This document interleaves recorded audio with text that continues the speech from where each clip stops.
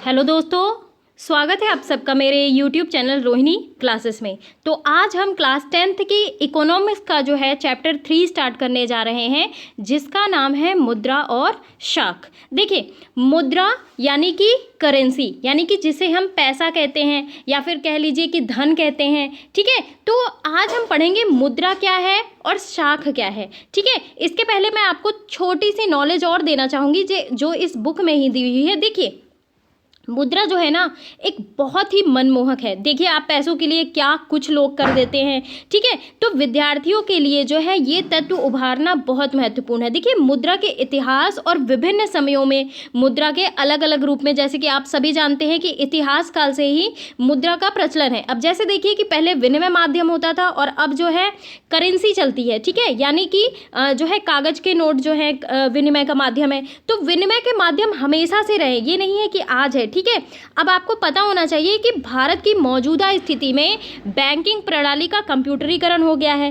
ठीक है, तो इसमें ना मुद्रा के नए रूपों का धीरे धीरे विस्तार हो रहा है और इसके चलते ना विद्यार्थी के पास जो है इस विषय को अपने आप में समझने के कई अवसर हैं। ठीक है, कि जब हम ये जानने का प्रयास करेंगे कि क्यों आखिर पहले जो है वस्तुओं का लेन देन होता था कि हमारे पास भाई ये वस्तु नहीं है, आप हमें जैसे हमारे पास गेहूं है तो आप हमसे गेहूं ले लीजिए, और आपके पास चावल है तो आप हमें चावल दे दीजिए। तो इस प्रकार जो है वस्तु विनिमय प्रणाली हुआ करती थी और इस प्रकार चेंज होते होते होते अब मुद्रा विनिमय, यानी कि हम जो है कुछ भी वस्तु लेते हैं तो उसके बदले हम क्या देते हैं, पैसे देते हैं। तो हम जो है मुद्रा के कार्यों को, मुद्रा की उत्पत्ति को, ठीक है, इन सब के बारे में जो है हम आज डिटेल वे में स्टडी करेंगे। ठीक है, मुद्रा स्टॉक क्या होता है, जनता के पास करेंसी, बैंकों में इनकी मांग जमाओं से मिलकर बनता है। ठीक है, मुद्रा कैसे बनती है और मुद्रा है। तो मुद्रा जो है ना, पैसों के बारे में सबको जानना चाहिए कि क्या इसका कॉन्सेप्ट है। जैसे कि आप सभी को पता है कि नवंबर 2016 में आप सभी को पता है कि 500 और 1000 रुपए के जो पहले नोट चला करते थे, वे नोट का प्रचलन बंद कर दिया गया था, गवर्नमेंट के द्वारा घोषित हो गया था अमान्य। लोगों ने जो है कहा कि वे इन नोटों को एक निश्चित अवधि तक बैंकों में जमा कर दें और बदले में उसके 500 और 2000 रुपए के नए नोट प्राप्त कर लें। ठीक है, तो आप सभी को ये पता होना चाहिए कि 500 और 1000 के नोट कब बंद हुए, तो ये बंद हुए नवंबर 2016 में। ठीक है, तो चलिए अब हम पढ़ेंगे डिटेल वे में मुद्रा और शाख के बारे में। तो चलिए बिना किसी देरी के स्टार्ट करते हैं। बात करेंगे अब मुद्रा विनिमय का एक माध्यम। जैसा कि मैंने बताया कि करेंसी, मुद्रा, पैसा, धन, ये सारे टर्म एक है। ठीक है, जो हम अपने दैनिक जीवन में क्रय और विक्रय करते हैं। इसमें सिक्के और कागज के नोट दोनों आते हैं। ठीक है, तो बेसिकली अगर मैं बात करूँ तो किसी देश की, ध्यान रखेंगे, किसी देश की प्रयोग की जाने वाली मुद्रा जो होती है ना, उस देश की सरकारी व्यवस्था द्वारा बनाई जाती है। यानी कि आप सभी को पता होनी चाहिए कि हमारे देश में क्या चलता है, रुपया, ये सिंबल है इसका। ठीक है, ध्यान रखेंगे। देखिए, मुद्रा का इस्तेमाल जो है हमारे रोजाना के जीवन में एक बहुत बड़ा हिस्सा है। आप देखिए, आप एक छोटी से छोटी वस्तु लेने जाते हो तो आपको उसके बदले में पे करना होता है, तो आप उसके बदले में मुद्रा देते हो, तभी तो आपको चीज़ें मिलती हैं। तो अपने चारों तरफ देखिए, आप किसी एक दिन में मुद्रा से जुड़े कई सौदों की पहचान कर सकते हैं। क्या आप इनकी एक सूची बना सकते हैं? तो बिल्कुल बना सकते हैं भाई, कोई भी चीज़ बिना मुद्रा के आती ही नहीं है। ठीक है, बहुत से लेन देन में आप देखेंगे ना कि मुद्रा के जरिए जो है वस्तुएं खरीदी और बेची जा रही हैं। ठीक है, ऐसे जो है कुछ लेन देन में मुद्रा के बदले सेवाएं प्रदान की जा रही हैं। ठीक है, लेकिन कुछ मामलों में ना हो सकता है कि लेन देन होते वक्त मुद्रा का कोई आदान प्रदान ना हो, केवल बाद में भुगतान करने का वादा हो, ऐसे भी होते हैं मामले। ठीक है, तो देखिए, मुद्रा के बारे में ना हम जो है उसके द्वारा किए जाने वाले कार्यों के आधार पर बात कर सकते हैं। देखिए, अगर बेसिकली मैं बात करूँ तो हम जो है ना मुद्रा के कार्यों में विनिमय का माध्यम और मूल्य का मापक और धन का जो है संचय, ठीक है, और स्थगित भुगतानों के मान, इन सब को शामिल करते हैं। ठीक है, अगर मैं अर्थशास्त्रियों के द्वारा बताने का प्रयास करूं तो उनके द्वारा किए जाने वाले कार्यों के आधार पर दिया गया है। यानी कि मुद्रा जो है ना, मुद्रा में सामान्य स्वीकृति के गुण का होना बहुत ज़्यादा जरूरी है। अब देखिए, यदि किसी वस्तु में सामान्य स्वीकार होने की विशेषता नहीं है तो उस वस्तु को मुद्रा नहीं कहा जा सकता। ठीक है। यानी कि कहने का मतलब ये है, मुद्रा का सीधा सीधा मतलब ये है कि कोई भी वह वस्तु, ध्यान रखेंगे, कोई भी ऐसी वस्तु जो सामान्य रूप से विनिमय के माध्यम, मूल्य के माप, धन के संचय और ऋणों के भुगतान के रूप में स्वीकार की जाती है। ठीक है, ये चीज़ आपको ध्यान रखना है। आगे बढ़ते हैं। देखिए, क्या आपने कभी सोचा है कि खरीदारी मुद्रा के जरिए ही क्यों होती है और किसी जरिए क्यों नहीं होती? अभी जैसा कि मैंने आपको बताया कि ऐसी चीज़ होनी चाहिए जो सर्वमान्य हो, सभी जगह मान्य हो। देखिए, कारण बहुत ईजी है। जिस व्यक्ति के पास मुद्रा है, ठीक है, वह इसका विनिमय किसी भी वस्तु या सेवा खरीदने के लिए आसानी से कर सकता है। अब जैसे देखिए, आपके पास पैसा है, मैं आपको एक उदाहरण के माध्यम से समझाने का प्रयास करती हूँ। आपके पास पैसा है, ठीक है, आप गेहूं भी खरीद सकते हो, खरीदना चाहो, आप जूते भी खरीद सकते हो, ठीक है, आप ज्वेलरी भी ले सकते हो, आप जो है एनी चीज़, कोई भी चीज़ आप लेना चाहो तो आप इस मुद्रा से खरीद सकते हो। ठीक है, तो ये जो है कारण बहुत ही सरल है। ठीक है, जिस व्यक्ति के पास मुद्रा है वह इसकी विनिमय की वस्तु खरीदने के लिए आसानी से कर सकता है, और इसलिए ना हर कोई मुद्रा के रूप में भुगतान लेना पसंद करता है। यानी कि हर इंसान जो है, जो पैसा होता है ना, पैसा, हर इंसान जो है भुगतान के रूप में पैसा लेना पसंद करता है। ठीक है, फिर उस मुद्रा का इस्तेमाल जो है अपनी ज़रूरत की चीज़ें खरीदने के लिए करता है। अब जैसे देखिए, आप किराने की दुकान में जाते हो, चलो यहाँ पे उदाहरण जूते का दिया है तो मैं जूते का ही उदाहरण देती हूँ आपको भी। ठीक है, तो एक जूता निर्माता का उदाहरण देखते हैं। ठीक है, वह बाजार में जूता बेचकर गेहूँ खरीदना चाहता है। ठीक है, तो जूता बनाने वाला पहले जूते के बदले जो है मुद्रा प्राप्त करेगा, पैसे प्राप्त करेगा जूते के बदले। ठीक है, और फिर इस मुद्रा का इस्तेमाल गेहूं खरीदने के लिए करेगा। ठीक है, अब आप जरा सोचिए कि जूता निर्माता यदि बिना मुद्रा का इस्तेमाल करे जो है जूते का सीधे गेहूं से विनिमय करता है तो उसे कितनी कठिनाई होगी। जाहिर सी बात है, अब भाई अब उसे तो ऐसे कस्टमर को ढूंढना पड़ेगा ना कि जो गेहूं के बदले जूते ही ले, है ना, तो इसमें कितना कठिनाई होता है। अब देखिए, जूते का सीधे गेहूं से विनिमय करना उसे कितनी कठिनाई होती है, और उसे जो है गेहूं उगाने वाले ऐसे किसान को खोजना पड़ेगा जो ना केवल गेहूं बेचता हो बल्कि उसके साथ में जो है जूते भी खरीदना चाहता हो। अब भाई सारे गेहूं बेचने वाले तो जूते आपके लेंगे नहीं ना, तो आपको ऐसा गेहूं विक्रेता जो है ढूंढना पड़ेगा जो जूते खरीद ले हमारे, उसके बदले हमें गेहूं जो दे दे। तो अब दोनों पक्ष से जो है दिक्कत होगी, है ना, तो दोनों पक्ष जो है एक दूसरे से चीज़ें खरीदने और जो है बेचने में सहमति रखते हो, और ऐसे में क्या होगा, आवश्यकताओं का दोहरा संयोग कहा जाएगा। यानी कि अगर जो है हमें जो है गेहूं चाहिए जूते के बदले, तो हमें ऐसा कस्टमर ढूंढना होगा कि जिसे जो है जूते चाहिए होंगे गेहूं के बदले। ठीक है, तो यानी कि आवश्यकताओं का दोहरा संयोग होगा, और इसमें बहुत सारी दिक्कतें आती है गाइस, है ना। तो एक व्यक्ति जो वस्तु बेचने की इच्छा रखता है, वही वस्तु दूसरा जो है व्यक्ति खरीदने की भी इच्छा रखता हो, ऐसा व्यक्ति ढूंढना होगा। तो वस्तु विनिमय प्रणाली में ना, जो पहले हुआ करता था हमारे प्राचीन काल में, जहाँ मुद्रा का उपयोग किए बिना वस्तुओं का विनिमय होता है, वहाँ आवश्यकताओं का दोहरा संयोग होना अनिवार्य विशेषता है। अब आप देखिए, पहले क्या होता था, पहले किसी के खेत में गेहूं ज़्यादा हुए करते थे, और किसी दूसरे पर्सन के खेत में चावल ज़्यादा हुए करते थे, और किसी दूसरे पर्सन के खेत में चने ज़्यादा हुए करते थे। तो क्या करते थे वे, इनके पास गेहूं जैसे ज़्यादा है, इन्हें चावल की ज़रूरत है, तो ये गए यहाँ पे, इनको गेहूं की कुछ मात्रा दिए और इनसे ये चावल की मात्रा लिए। ठीक है, और अब आप ये मान लो कि अगर ये अपने खेत में गेहूं भी उगा लेते हैं तो क्या इन्हें ज़रूरत होगी गेहूं की? नहीं होगी ना। ऐसे इस प्रकार चने का भी उदाहरण आप देख सकते हैं। तो क्या होता है ना कि आवश्यकताओं का इसमें दोहरा संयोग होना अनिवार्य हो जाता है। ठीक है, और इससे बहुत सारी दिक्कतें आती है, दिक्कतों का सामना करना होता है। ठीक है, तो मुद्रा जो बनी ना, मुद्रा जो बनी एक सर्वमान्य घोषित हुई, यानी कि हर जगह जो है ये मुद्रा मान्य है। यानी कि मुद्रा एक ऐसी चीज है जो विनिमय यानी कि लेन देन, विनिमय के माध्यम के रूप में स्वीकार की जाती है, और साथ ही साथ ना मुद्रा के माप और मुद्रा के संग्रह का भी कार्य करती है। ठीक है, ये चीज आपको ध्यान रखना है। यानी कि कहने का मतलब ये है कि इसकी तुलना में एक ऐसी अर्थव्यवस्था में जो है जहां मुद्रा का प्रयोग होता है, मुद्रा महत्वपूर्ण मध्यवर्ती भूमिका निभाता है। यानी कि हमने जो है पैसा दिया, हमने अपनी वस्तु ले ली, ठीक है। तो ये मुद्रा जो है ना एक मध्यवर्ती भूमिका निभाने का काम करता है, यानी कि आवश्यकताओं के दोहरे संयोग की ज़रूरत को ये खत्म कर देती है। यानी कि जिसे ज़रूरतमंद है उसे ढूंढने की आवश्यकता नहीं है। हमने पैसे दिए, हमने अपनी चीज़ खरीद ली, हमें ऐसे व्यक्ति को नहीं ढूंढना है जिसे जूते चाहिए और उसके बदले वो हमें गेहूं दे सके।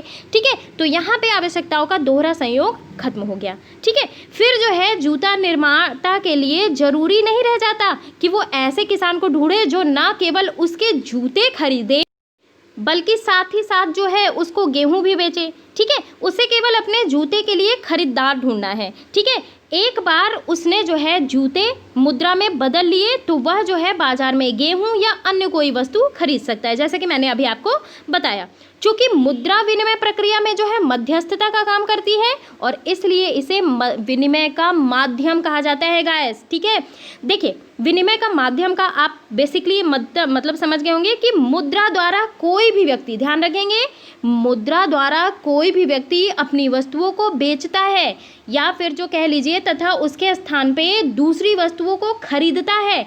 ठीक है, यानी कि ये जो मुद्रा हुई ना, ये क्रय और विक्रय, खरीदने और बेचने दोनों को बहुत आसान बना देता है। और जब से ना व्यक्ति ने विनिमय के माध्यम के रूप में मुद्रा का प्रयोग किया है ना, तभी से मनुष्य की समय और शक्ति जो है बहुत अधिक बचत हुई है गाइस, है ना। ये चीज़ आपको समझना होगा। और मुद्रा में ना सामान्य स्वीकृति का भी गुण है। ठीक है, हर जगह स्वीकार्य है ये। अब आप देखिए कि हमारे भारत में तो है ही है स्वीकार्य। आप अगर दूसरे देश में जाते हो ना तो ये रुपया स्वीकार्य है। रुपया अगर किसी दूसरे देश में डॉलर चल रहा है तो रुपयों को डॉलर में कन्वर्ट कर दिया जाएगा। अगर कहीं जो है रियाद चल रहा है तो रियाद में कन्वर्ट हो जाएगा। तो यानी कि ये जो मुद्रा है ना, जो रुपया है, ये हर जगह इसे सामान्य स्वीकृति मिली है। ठीक है, और इसलिए ना मुद्रा का विनिमय का कार्य जो है वो आसान बन जाता है।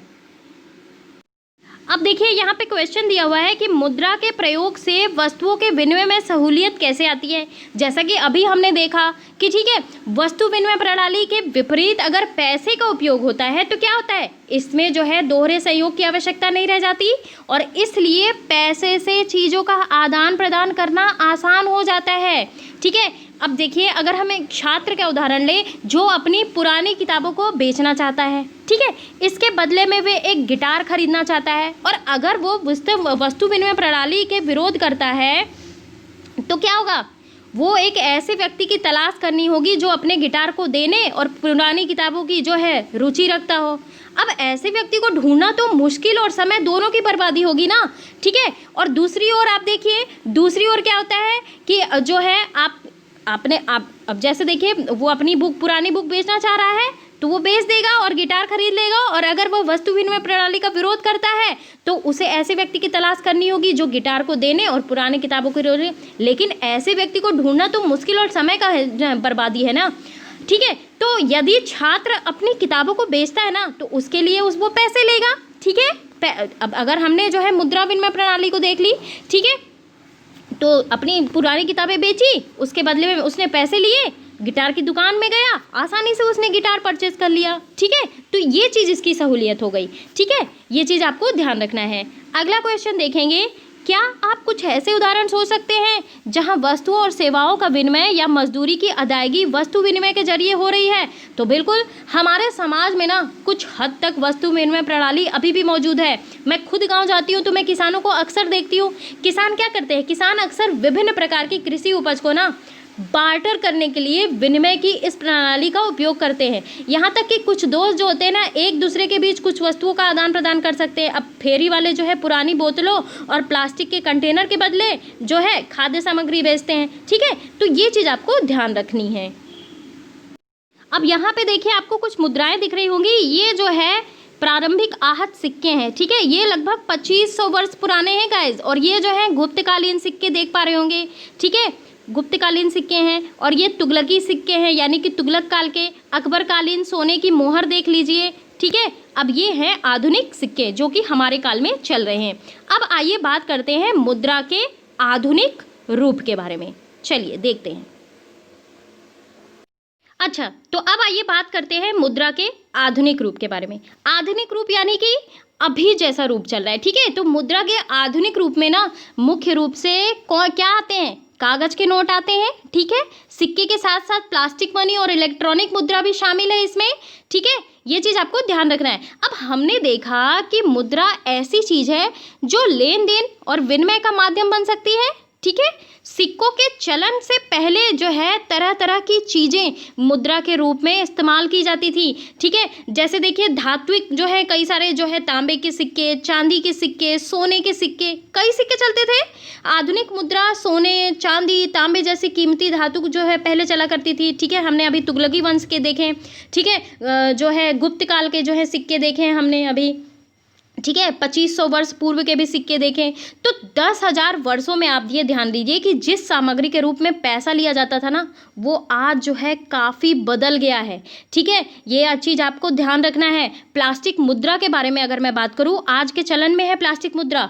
इसका उपयोग अगर मैं बात बता दूँ तो वास्तविक बैंक नोट के स्थान पे ना दिन प्रतिदिन जीवन में उपयोग किए जाने वाले जो है कठिन प्लास्टिक कार्डों का प्रतिनिधित्व करने के लिए किया जाता है, ठीक है। आधुनिक समाज में जो है आर्थिक समाज में बैंकिंग गतिविधि के विकास के साथ साथ ना कागज के पैसे के साथ साथ जो है परिवर्तनीय धन की एक क्रेडिट, आप देखे होंगे credit card, debit card use किया जाता है, तो ये भी मुद्रा के रूप में गिना जाता है, ठीक है। ये चीज़ आपको ध्यान रखना है। अब देखिए उदाहरण के लिए हम देख लिए कि बहुत प्रारंभिक काल से ही भारतीय अनाज और पशु की मुद्रा के रूप में इस्तेमाल करते थे, जाहिर सी बात है, ठीक है। मवेशियों और कौड़ी को जो है गोले से लेकर आज तक की इलेक्ट्रॉनिक मुद्रा तक जो है हमने जो है पहले जो है अनाज और पशुओं को मुद्रा के रूप में इस्तेमाल करते थे, ठीक है। पहले देखिए शादियों में क्या होता था कि हमें आपकी एक बैल चाहिए दहेज के रूप में। अब देखिए दहेज में क्या चलता है, लेकिन दहेज सिस्टम ही गलत है। मैं आपको एक मुद्रा का जो है उदाहरण दे के बता रही हूँ, ठीक है।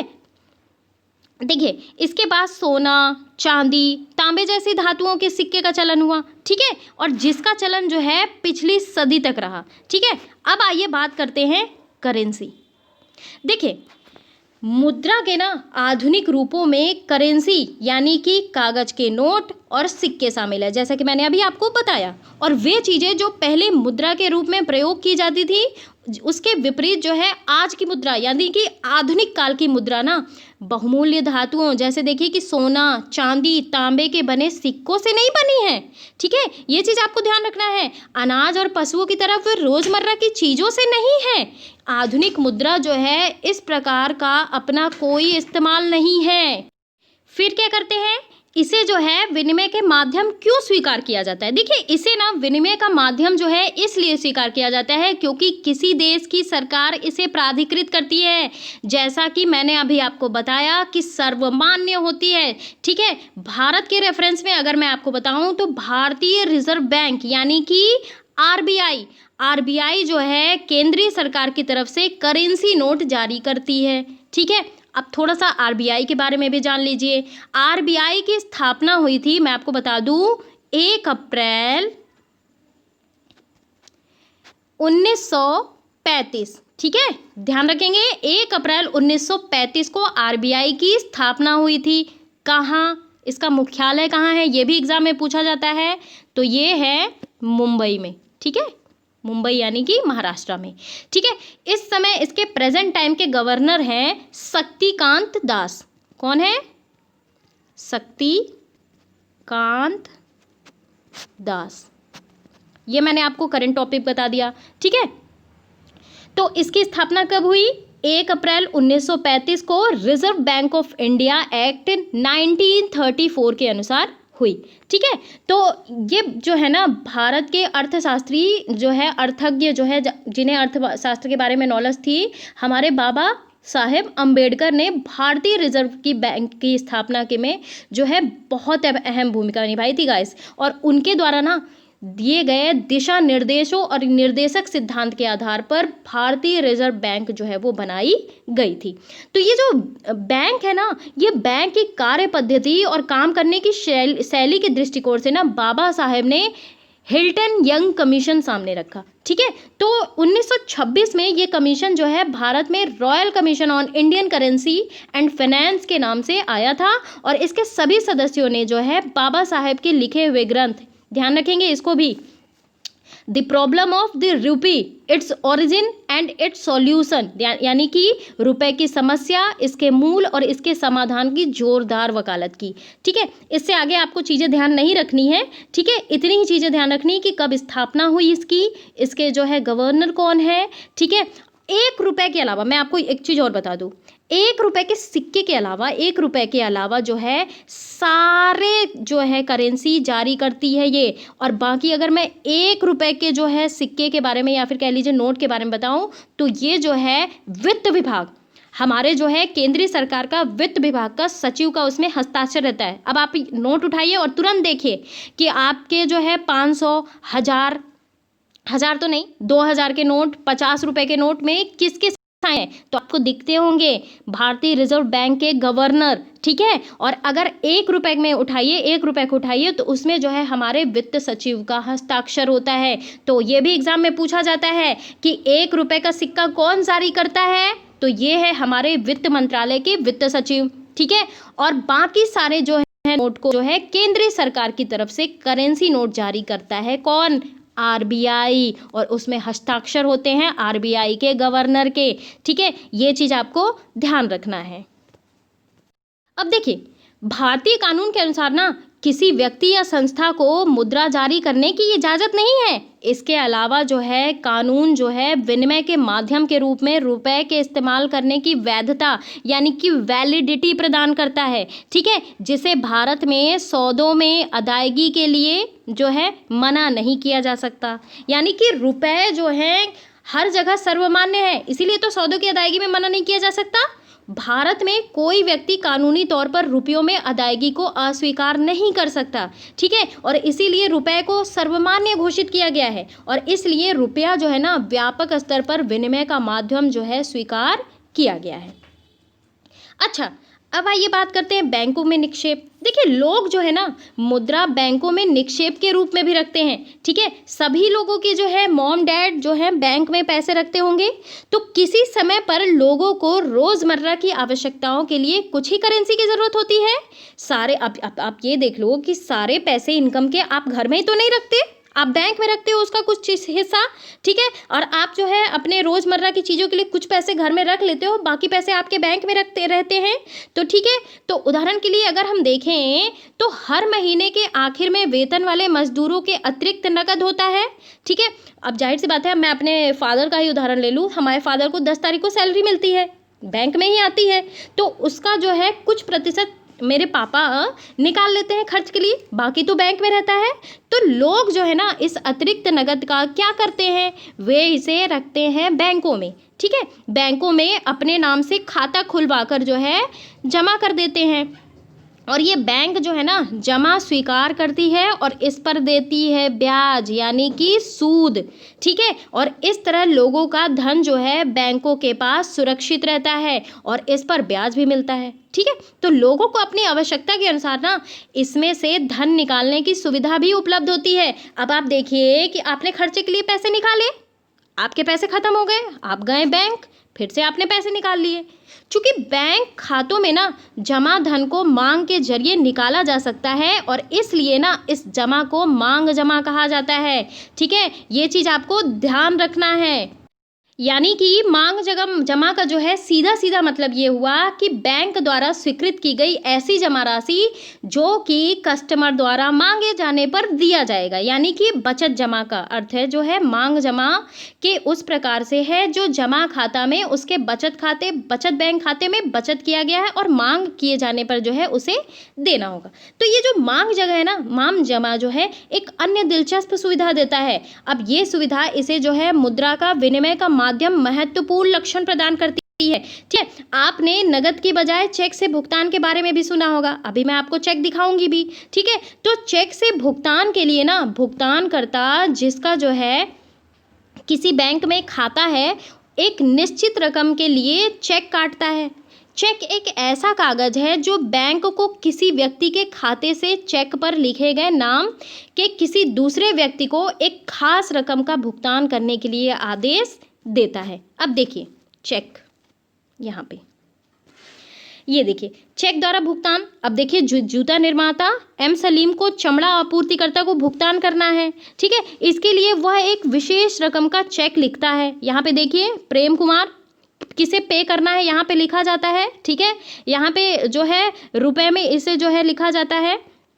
यहाँ पे देखिए इसे जो है डाला गया है, काउंट किया गया है, ठीक है। यहाँ पे सिग्नेचर होता है भुगतानकर्ता के, और चेक जो है ये स्टेट बैंक का है और इसी प्रकार दिखता है, ठीक है। तो जो है इसके लिए वह एक विशेष रकम का चेक लिखता है, यानी कि जूता निर्माता जो है अपने बैंक को चमड़ा आपूर्तिकर्ता को यह रकम देने का आदेश देता है, ठीक है। तो चमड़ा आपूर्तिकर्ता यह चेक लेकर अपने बैंक के खाते में जमा करता है, ठीक है। तो धन एक बैंक खाते से दूसरे बैंक के खाते में कुछ दिनों में अंतरित हो जाता है और लेन देन बिना जो है नगद की अदायगी हो गई, ठीक है। हमने आपको पैसा नहीं दिया, हमने आपको चेक दिया, चेक जो है आपने बैंक में लगाया और उस बैंक वाले ने भुगतान कर दिया, ठीक है। तो ये प्रोसेस होती है। तो चलिए यही समाप्त करती हूँ मैं इस वीडियो को। कैसा लगा मेरा ये वीडियो ज़रूर आप मुझे कमेंट बॉक्स में बताएं। गाइस बहुत दिलचस्प चैप्टर है, ठीक है। आप क्वेश्चन पुटअप करिए, छोटी से छोटी चीज़ पूछिए, क्योंकि ये मुद्रा है, मुद्रा कैसे बनती है।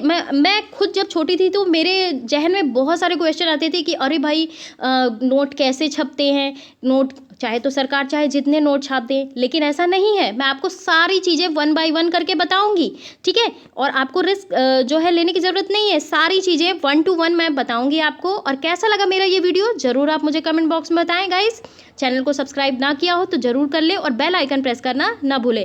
गाइस ज़्यादा से ज़्यादा लोगों को कनेक्ट करिए इस चैनल से, ठीक है, क्योंकि जितने ज़्यादा लोग होंगे ना उतना ज़्यादा मज़ा आएगा। और क्वेश्चन पूछिए गाइस, है ना, कमेंट बॉक्स भरे होने चाहिए क्वेश्चन से, ठीक है। और अगर मैं जवाब ना देती हूँ तो कुछ बात दियो, मैं तो सारे कमेंट के जवाब देती हूँ, ठीक है। तो आप क्वेश्चन करिए, है ना, पढ़िए अच्छे से, दम लगा के पढ़िए, क्योंकि आगे आने वाले एग्जाम जो है ना एनसीईआरटी फोकस होने वाले हैं, ठीक है।